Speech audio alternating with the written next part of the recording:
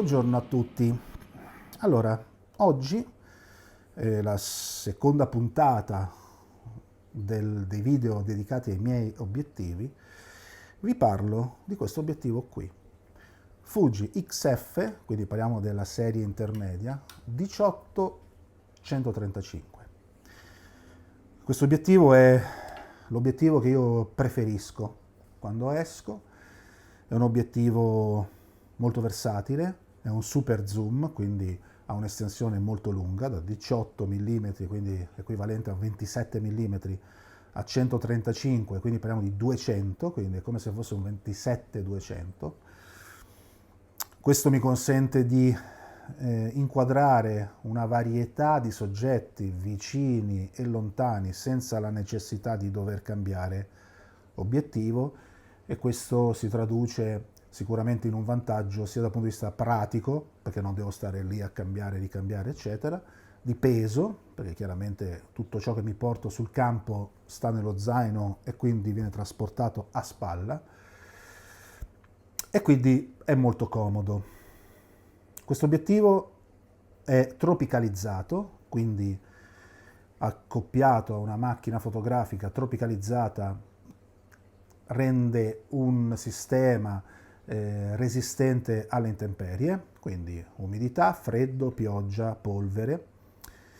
È stabilizzato, ha la ghiera di selezione dell'apertura del diaframma, ha uno switch che accende o spegne la stabilizzazione e ha anche un altro switch per selezionare la modalità di apertura manuale o automatica. Poi ha le solite ghiere di messa a fuoco manuale e di zoom.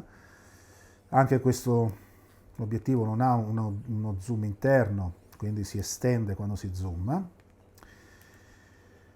Ha un'apertura variabile 3.5 e 5.6, quindi fondamentalmente ha la stessa apertura del 16-50.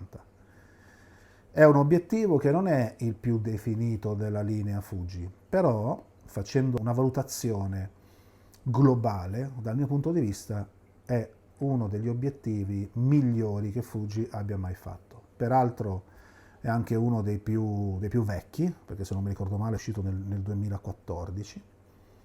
È un obiettivo che uso per il 60% delle mie foto. Se non uso questo, uso il 10-24 quando ho bisogno di un grandangolo, oppure il 50-230 quando ho bisogno di raggiungere soggetti più lontani. È un obiettivo che ha un'ottima resa, non è tanto pesante, pesa infatti 540 grammi, quindi solo 100 grammi in più del 50-230, ha poi l'attacco in metallo e è un obiettivo che mi ha dato moltissime soddisfazioni. La Tamron ultimamente è uscita fuori, come ho accennato in un altro video che metto qui sopra, con un 18-300, e questo consentirebbe di sostituire questo e il 50-230, però dal mio punto di vista al momento non ne vale la pena di fare questa spesa, anche perché questo obiettivo fa delle foto veramente eccezionali, è molto compatto, si trasporta bene, vedete?